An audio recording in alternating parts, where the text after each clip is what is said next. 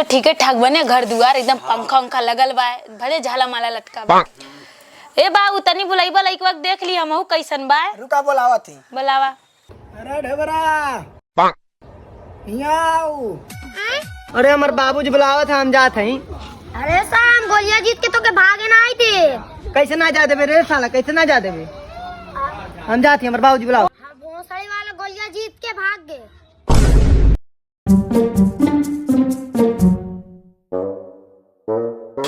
बाबू तू बोलैला हवा हमके? हाँ बेटा बोलैली है। अच्छा ये हमारा का तार बेटा हुआ? हाँ ये हमें हमार हीरा बेटा।